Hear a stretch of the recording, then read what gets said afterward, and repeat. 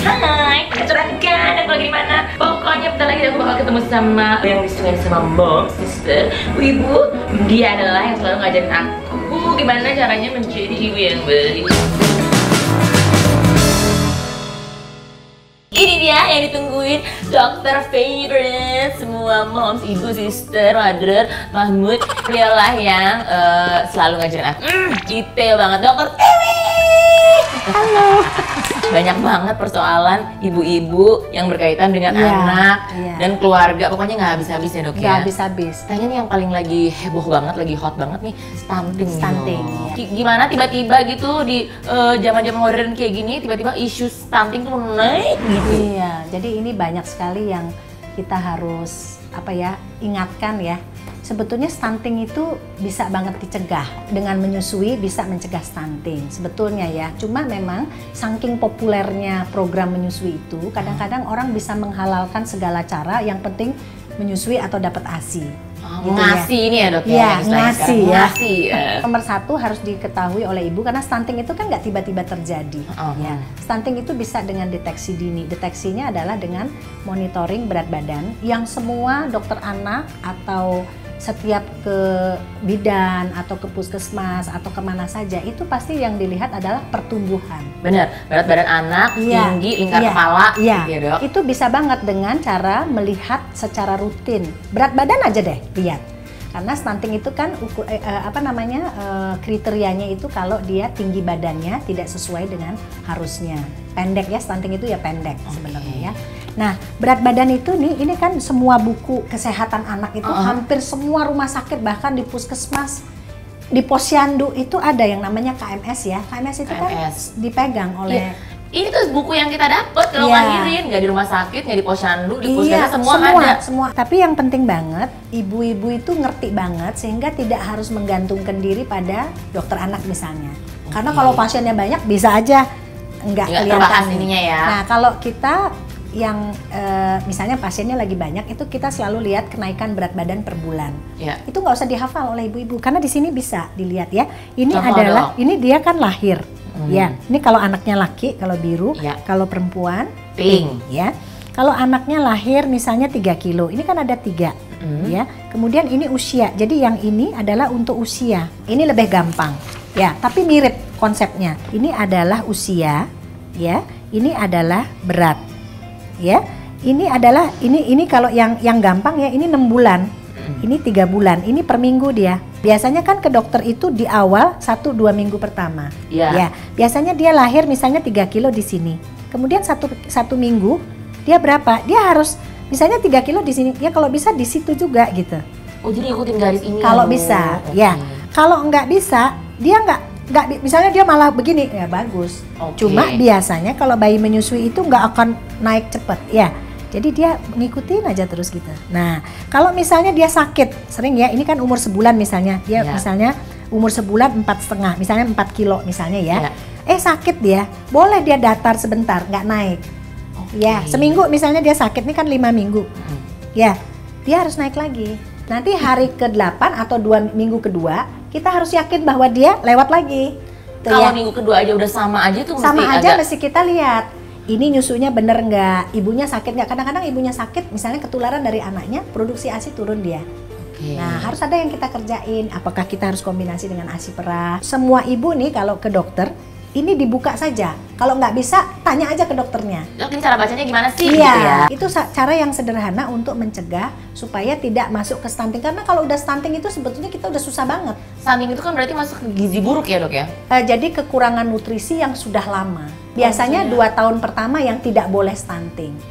3 bulan kalau berat badan tidak naik, sebetulnya itu masalah. Tapi artinya kok 3 bulan kok 6 kilo, terus 6 kilo, terus 6 kilo ya. Itu dia masalah harus ada kita yang harus kita kerjakan. Ya, tergantung di mana dia. Misalnya dia usianya kan ASI eksklusif itu kan harusnya sampai 6 bulan. Harusnya. Kalau bagus. Kalau berat badannya terus bagus. Kalau berat badannya misalnya ini 4 bulan ya, ini 6 bulan. Misalnya nih di sini berat badannya enggak terlalu bagus, entah ibunya bekerja mulai ASI perahnya berkurang. Kadang-kadang ibu-ibu tuh yang disimpan di kuas diirit-irit supaya bisa 6 bulan. Jangan, kalau dia udah mendatar berat badannya berarti kita ASI perahnya harus kita naikkan. Gitu. Tuh. Jangan pokoknya karena konsep ngasih, pokoknya mau ngasih ideal. Jangan. Anak mau beratnya stagnan, beratnya turun, yang penting asik terus gitu ya. Nggak boleh ya, Dok, jadi kadang-kadang makanan pendamping itu bisa kita percepat. Paling cepat 4 bulan 1 minggu. Paling cepat. Itu banyak yang nanya, terus kan nanya kan kalau ibu mulai makan, mulai pasti umur berapa gitu. Kadang-kadang ibu cuma terpatok di umur 6 bulan, pokoknya 6 bulan. Tapi ini boleh kok sama dokternya 5 bulan, 4 bulan. Tapi ternyata ada faktor. Ada faktor. Maksudnya bukan kalau anaknya bagus jangan dikasih makanan, karena memang paling bagus itu 6 bulan. Tapi kalau berat badannya tidak ideal atau misalnya ASI perahnya udah mulai berkurang ya, kalau dia 4 bulan 1 minggu tidak harus memberikan formula, boleh kita makan.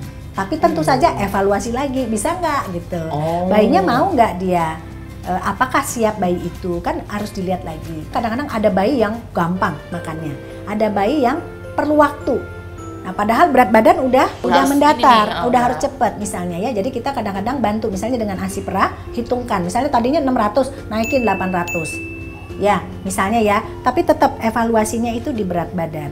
Nah, kemudian pemilihan makanan pendamping ya. Makanan pendamping itu yang mau naik ke berat badan itu yang sering kali dilakukan masyarakat sampai hari ini itu adalah pemberian buah. Ya, kalau pakai susu formula itu masih kita nggak terlalu pusingin karena dia ngambil nutrisinya di formula.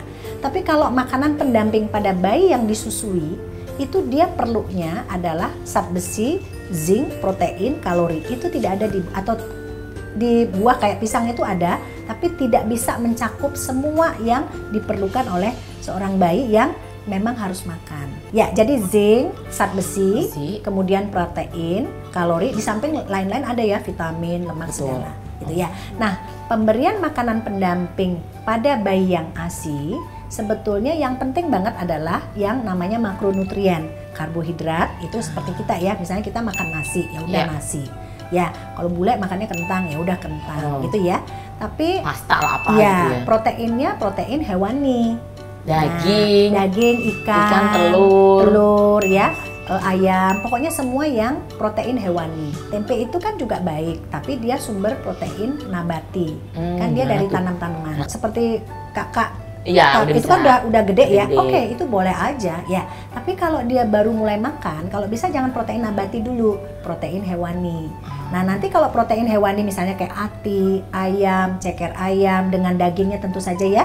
Sudah nih baru masuk ke tempe, tahu, kacang-kacangan. Sebetulnya tidak ada yang harus ini duluan, enggak. Tapi awalnya kalau kita problem dengan berat badan atau kita mau naikkan berat badan itu adalah yang bikin kita gendut. Apa? Yang bikin kita gendut ya karbo, protein, lemak. Zat besi dan zinc itu ada di dalam protein hewani. Jadi di protein hewani itu bukan nyari protein saja, tapi juga nyari sumber zat besi yang sering banget kurang di bayi ASI. Seringkali orang ngasih protein hewani tapi kaldu doang. Kaldu saja itu nggak cukup. 1 hari pertama boleh, tapi hari kedua apalagi minggu kedua, minggu ketiga ada kadang-kadang 8 bulan masih kaldu aja. Ya, cepat masuk dagingnya. Sekali lagi evaluasinya ke berat badan. Maksudnya berapa banyak kita harus memberi? Ya, kalau kita kasih setengah mangkok dengan daging, saya seringkali bilang daging itu 1 telapak tangan bayi. Tentu tidak hari pertama. Naikkah dia berat badannya? Kalau naik berarti porsi kita tepat. Naikkan lagi porsinya. Kalau yang misalnya komplit 6 bulan abis itu mau PASI sama, sebetulnya sama ya. Juga? Sama. Jadi harus terlalu buah dulu gitu. Jangan. Buah itu kenapa tidak disarankan pada bayi yang ASI nih ya?